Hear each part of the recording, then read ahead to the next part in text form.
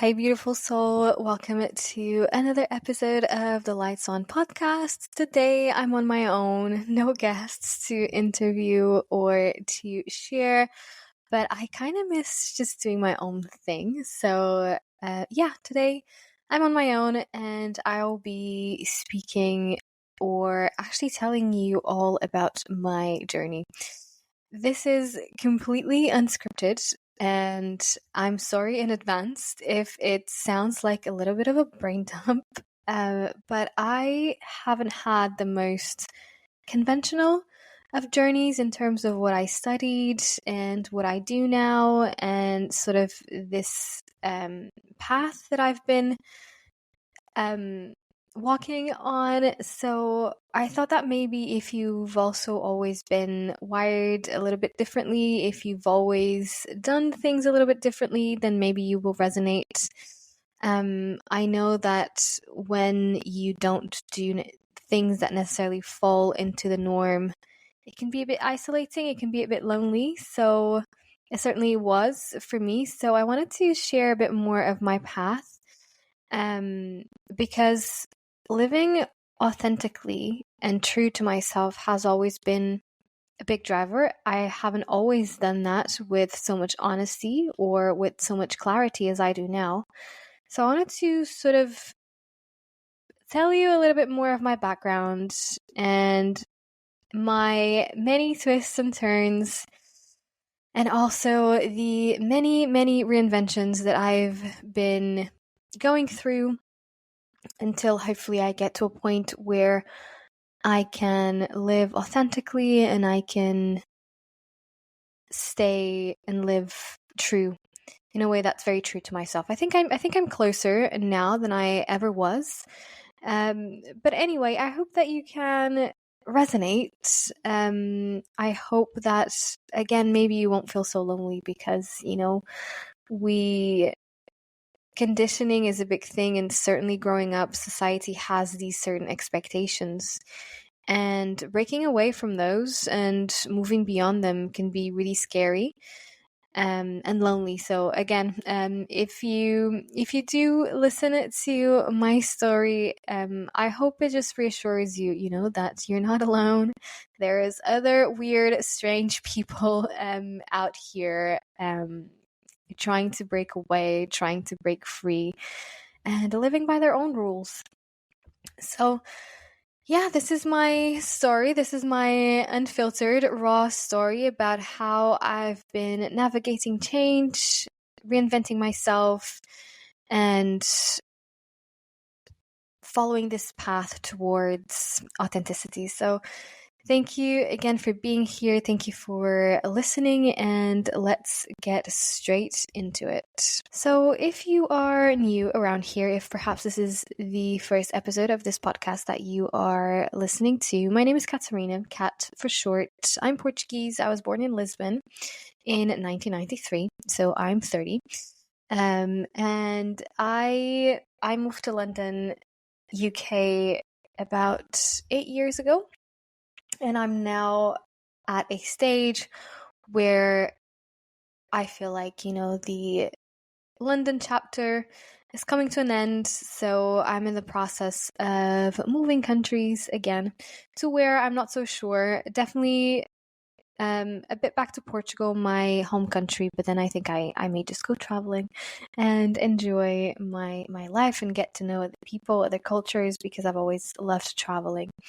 Anyway, I am a yoga teacher. I have always enjoyed philosophy. I've always been drawn to spirituality. So I feel like for me, yoga was very much something that I just had to find, I was 19 or 20 when I first joined my yoga class, and it really stuck with me. Immediately it clicked.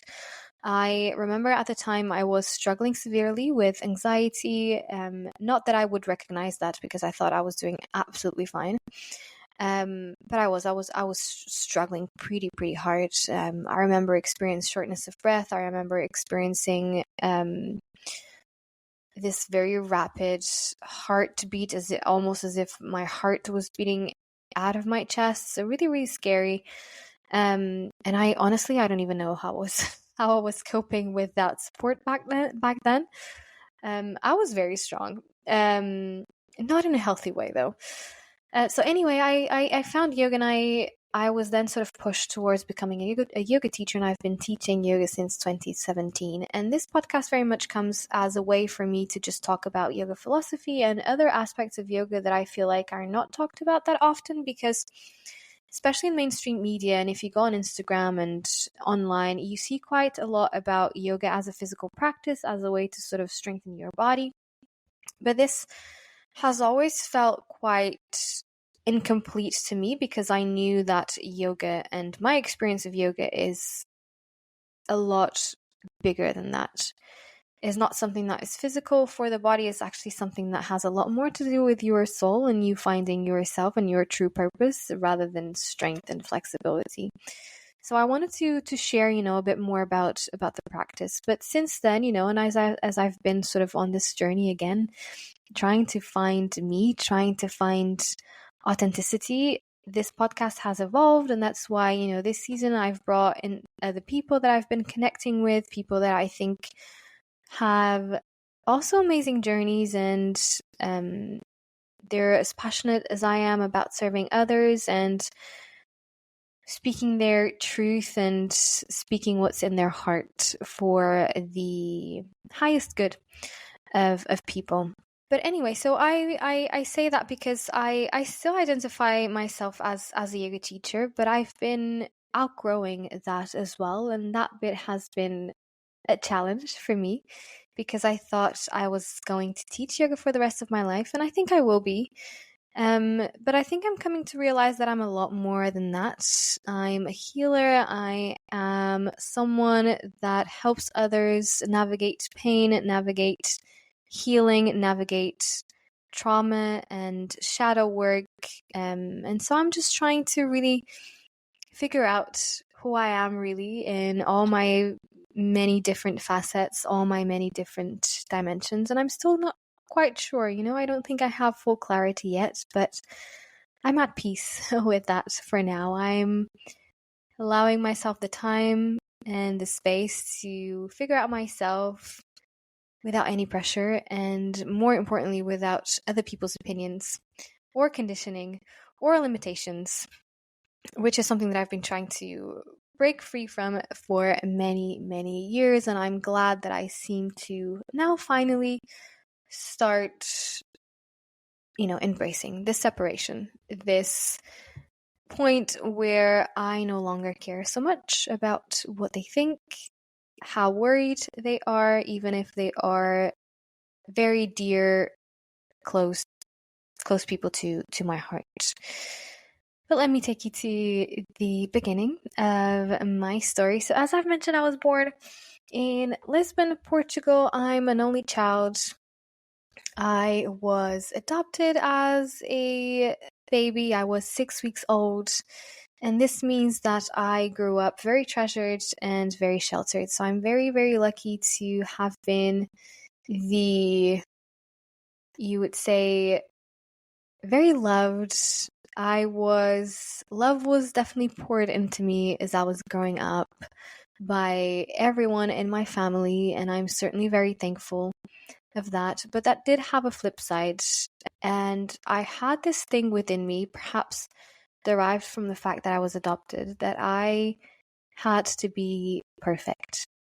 I had to be everything that my parents, my grandparents had hoped for, and that was difficult to fulfill. And I don't think I realized how much pressure I was really under growing up, just because I needed to be perfect, or I thought I needed to be perfect. I had to be polite. I had to be, a pretty girl that speaks eloquently, that is kind, that is, I wouldn't say demure, because I don't think I was raised in a particularly strict, family where the roles were really defined. I mean, both of my parents worked, so I don't think I was necessarily brought up as sort of to take on a traditionally female role in the house or anything like that, actually, because I was always pushed to study hard and to be the best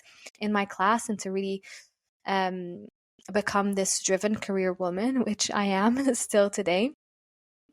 But I certainly had this thing within me where I felt the need to be everything that my parents had hoped for, because I felt very, how can I say this, indebted to them, maybe, that as if I owed them this, this perfection, because they adopted me, right? They gave me, and they still do give me, a much better life, the most amazing life, actually. And so I grew up very much a as a as a perfectionist, as a very driven girl that very much wanted to be at the top of her class, and as someone that very much derived her worth, or very much connected and associated her worth with her results, with the results that she had in tests and exams, in school performance. And that certainly has been with me still to this day, where I still struggle, when the outcome of my actions is not what I think it should be. So this thing is certainly within me. But anyway, because I had this notion of really becoming everything that my parents had hoped for, so I studied really hard, and I decided to study management. Growing up, actually, as a child, my dream was to become an actress. And I think I was pretty good at it, if I can be honest with myself. But again, and I think if you've been ever like into acting or singing or whatever, you will probably hear at some stage that acting is not a stable career. That it's very hard for you to really be able to support yourself financially if you become an actress. So I was very pushed and encouraged to study something that is a little bit more traditional. My parents and my family, I think they had a clear preference for me becoming a doctor, but that was something that was a hard no since day one. No way.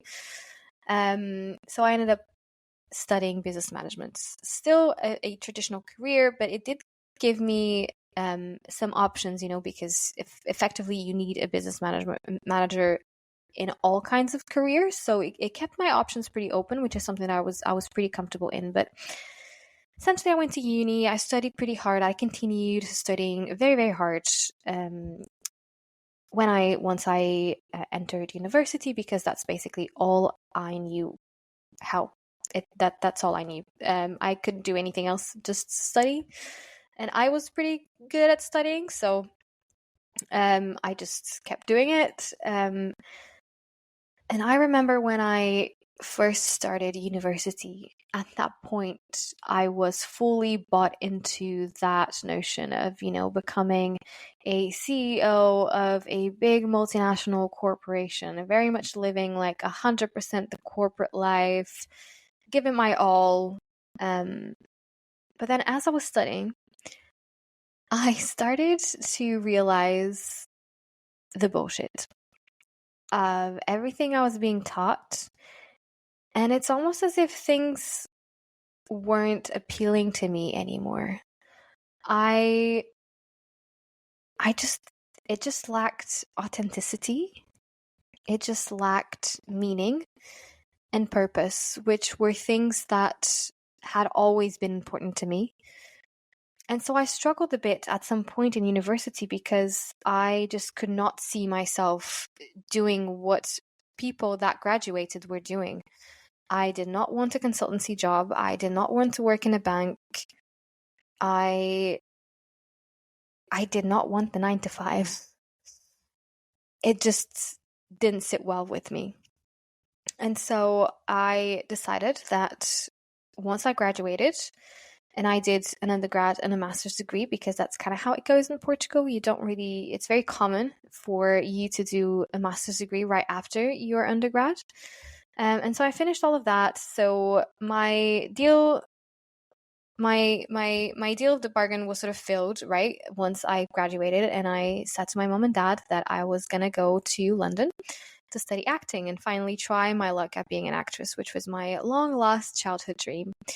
I was very lucky that my partner, who is my husband now, got this job in London, and so it just made things all the more easy, right? So I just joined him after I graduated. I think he came in January, and in March I was here too. So we both came to London in 2016, and I enrolled to do this sort of this mini workshop. I think it was a few classes. So I think it was I say workshop, but I think it was an 8-week course of acting in one of the biggest acting schools in London. And I thought, this is it. I'm just going to go to London and I'm going to have my big break, and that's it. I'm going to fulfill my long lost dream.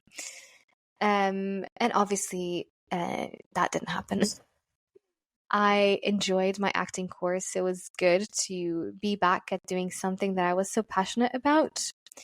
But I also ended up, how can I say, I ended up disappointed about the whole industry. Again, I just couldn't see myself doing it. I couldn't really handle the rejection upon rejection, the auditioning process. I just couldn't see myself thriving in an environment where I'm constantly being put to the test. And more than just the fact that I'm being put to the test is more that I'm always judged, right? I'm always going to have to be up against other people, and always going through this very judgmental process on whether I'm good enough or not good enough. And I couldn't take it. I don't think my mental health was ready for that at that stage, because I was still relying a lot on external validation. So I think if I would have carried on, I think I would have been destroyed. So I took a step back once I finished that course, and I went back to what felt safe to me, which was very much a corporate job, right? What I had studied and prepared for. I felt a lot more ready to do that. So I remember I got an internship in this big beauty company, and I walked into this devil wears Prada situation. Basically, I don't know how to put it, but it was mad. I mean, it wasn't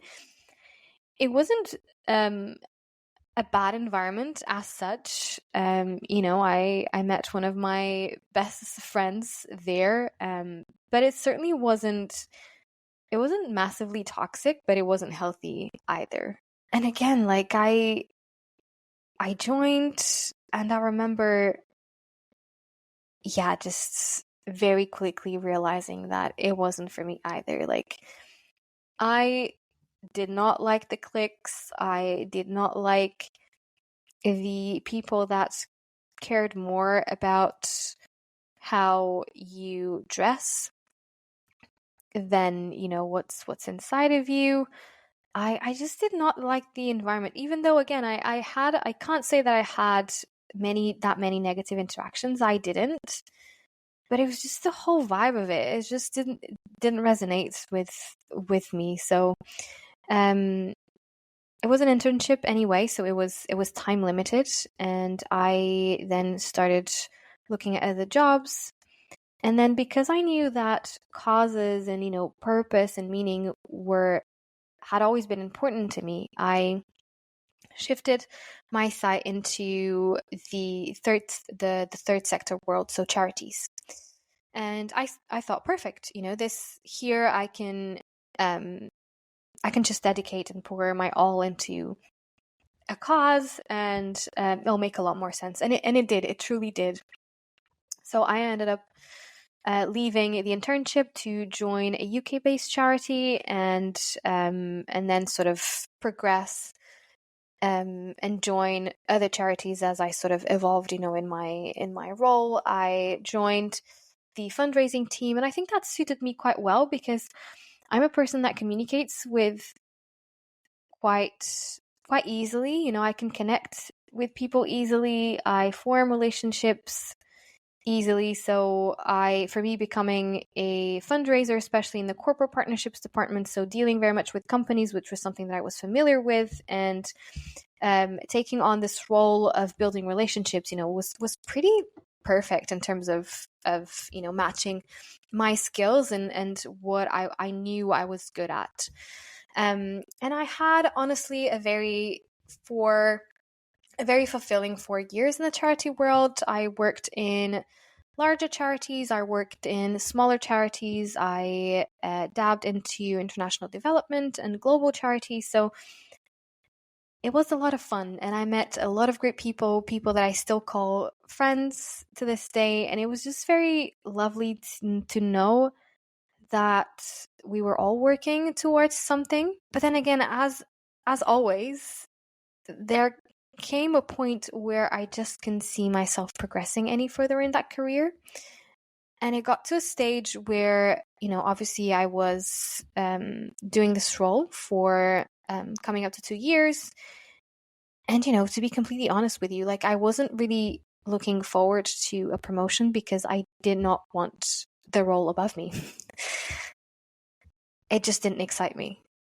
And much like, the corporate world and the beauty world that I'd been in, there was a lot of bullshit.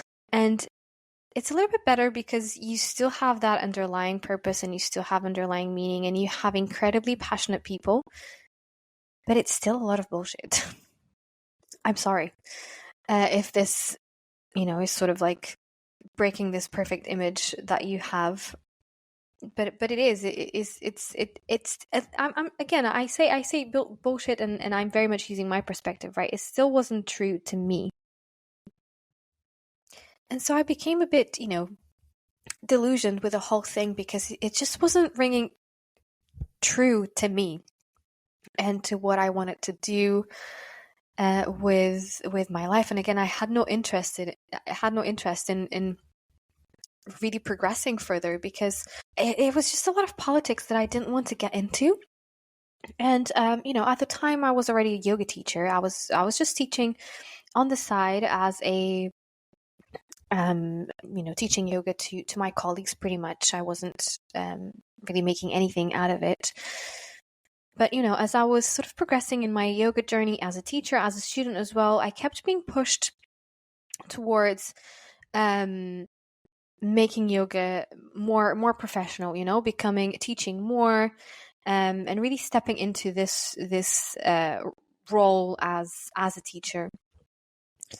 And I remember that I had always had this little thing within me that very much wanted to have something of her own.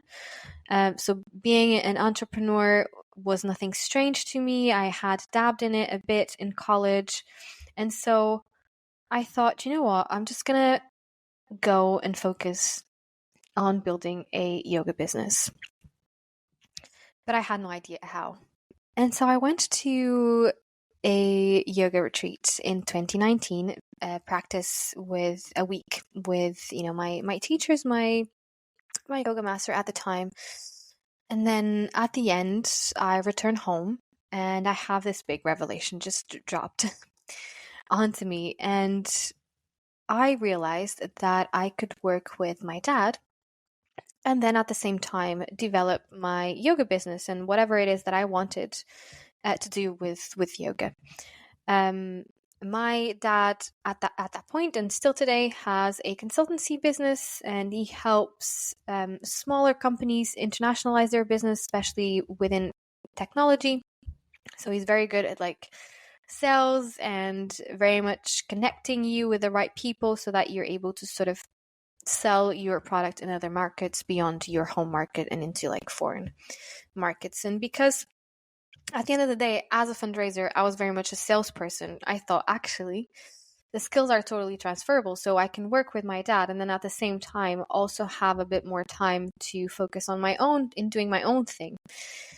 And so I did that. I did that in September 2020, right in the middle of the pandemic. I started working with my dad and then slowly start working a bit more on developing my yoga business. And the yoga business has really been a journey.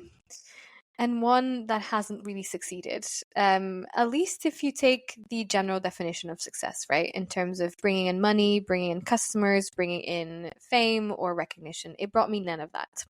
No money, no clients, no fame or recognition, none whatsoever. It's been a struggle from day one. And I've been close to giving up many, many times because I've always had this belief, maybe you can call it a belief, that if something is meant for you, then it's going to be easy. This journey of building my yoga business hasn't been easy.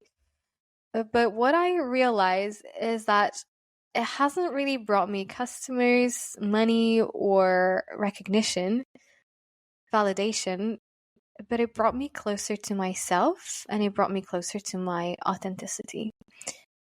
And I can't say I'm 100% clear on who I am yet. I think I will never be, right? That's why we're here. That's why we live this life, is to get to know ourselves. And it's such a rewarding journey, really. But yoga, or the journey building yoga, and in this case Yoga Full Studio, which is my brand, my virtual yoga studio, has taught me a lot about resilience and has taught me a lot about overcoming fear to bring me closer to my truth, my purpose, and my authentic self. And I've recently realized that, that was what was supposed to happen. I don't think Yoga Full Studio was ever meant to bring me customers, money, fame. It was meant for me to grow as a person, and it was meant for me to shed limiting beliefs that were holding me back from who I really am. And again, I don't have this clear picture, but I know now that I was holding back so much and I was so conditioned. I was stuck on this notion of needing external validation, needing results, performance to feel good about myself, to feel worthy. I'm letting go of that thanks to that process, because it's been disappointment after disappointment. Nothing has ever really worked for me in the way that I had hoped for. So it's been an incredibly humbling experience, and one that has taught me to value myself for who I am and for what I bring to the table, despite how many people I have. Attending my podcast, attending my classes, listening to my podcast, none of it really matters. And it doesn't matter if I have 1,000 people or one.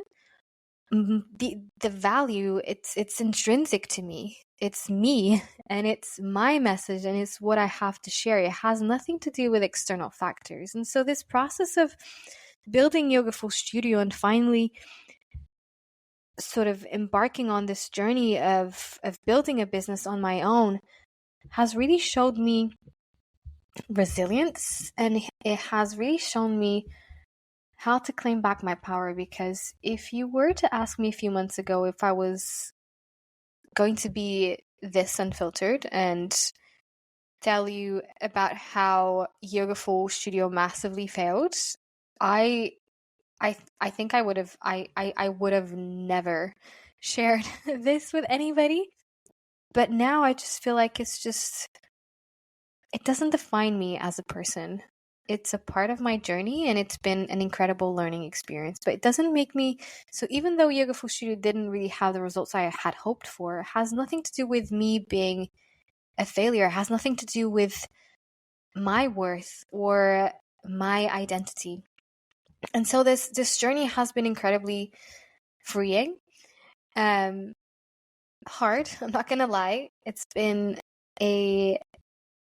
had some tough times, but I have definitely realized that I'm a lot stronger than I thought I was, and I'm a lot more resilient than I thought I was. As for what comes next, I think I'm ready now to move beyond Yoga Full Studio and maybe build something else. I won't stop teaching yoga classes, because a lot of the knowledge I impart is through my yoga classes. A lot of my wisdom that I have to share, a lot of the lessons that I've learned, I share them through my yoga classes and through my yoga teachings. But I think I've outgrown it. I think I'm ready to really embrace this new identity of someone that is a lot more connected to who she is, a person that is no longer so reliant on others, a person that is not as conditioned as she was before. She's learned to trust herself above others. She's learned to stand up for herself and what she believes in.